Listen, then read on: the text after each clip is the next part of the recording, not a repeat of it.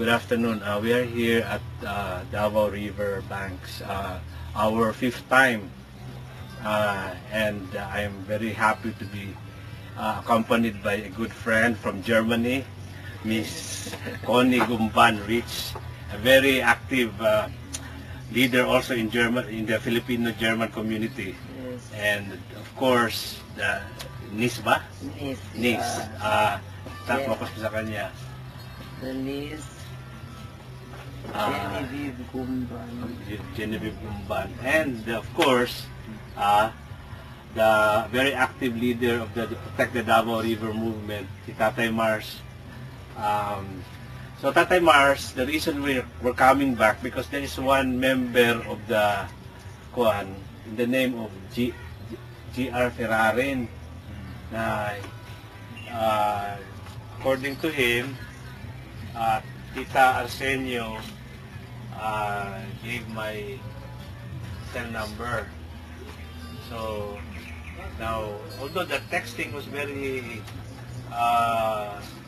makakapagtaba ng puso ba, na-appreciate niya yung assistance na ginawa namin dito, yung free clinic, yung bigay ng medicine, advocacy. Sabi ko, when I will have time, kasi yung last kami nandito, nag-promise pa ako na bibigyan ko sila ng massage DVD, massage instructional video for women na panoorin nila, then they will later on ulit-ulit siguro na panood, master nila. This is 1 hour DVD. Sabi kanina ni JR, in-ready na daw yung community, wala bang women. Birthday. Kaya tanong ko kayo na kung sa text, kung may ready ba na DVD player and kuan, tawag dito, TV. So parang what happened Tang, Tay? So, Ferrarin is the worker to Pusay, which is Pusay. As may implement sila ng project diri. So, end na nila ang contract. So, But he said he's also a resident of this place? Oo, mura, bago lang siya po na anak, diri na dito. So, ang gusto mong gud namo sa community na before may tabo ang project, we will know sa grupo, sa para ma-aware po ng mga. Of course, aware na masuka the group that representing the Beautiful Heart Foundation, di ba? But the problem here is last May, we turned over 10,000 worth of medicine to Tita Arsenio. The reason there is they will develop a kind of a Purok health station. Malayo man sa city. So those medicine, patungan lang nila ng 10%, paparoling nila yung capital ba. Tapos hanggang, kaya nag-expect ako ng report.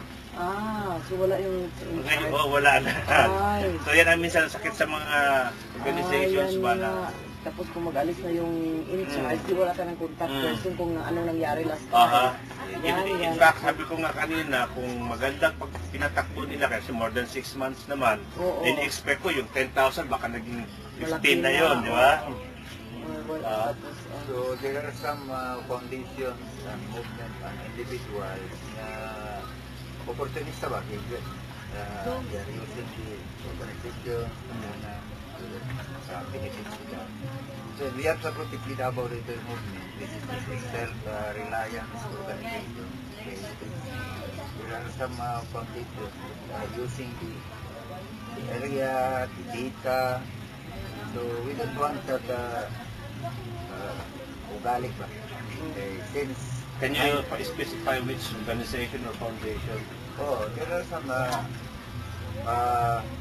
there are some foundations that project oriented for 2 years, for 3 years.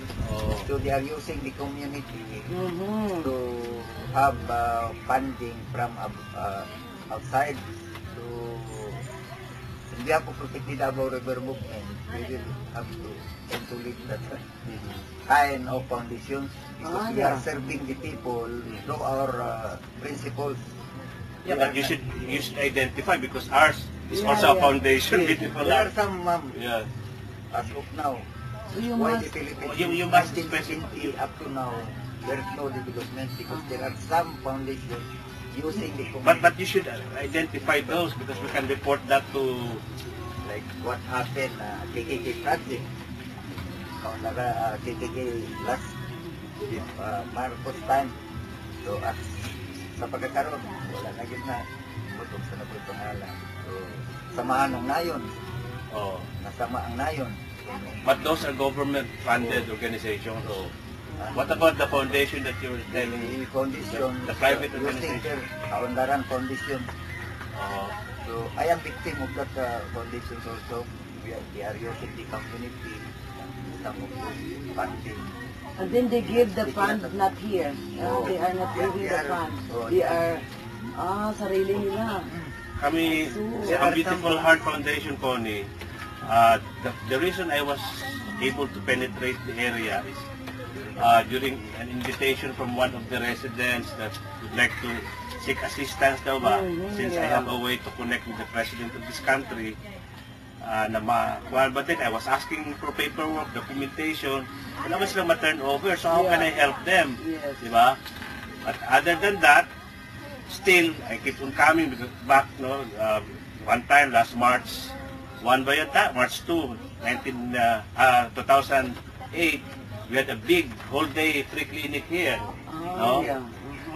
And then the second time, last May, I brought that medicine and then I we encouraged them to be self-reliant and then Yeah. and I said, we will teach you skills like massage. Ito na nga sana. Para may ano No? sila, may... Sabi ko nga, kasi sabi ko, you have to prove yourself kasi may marami kaming parang plinano like na magkaroon dito ng parang floating clinic. Mhm. But of course, it has to be a joint effort between Yeah, all the people Oo, here oo. and the organization.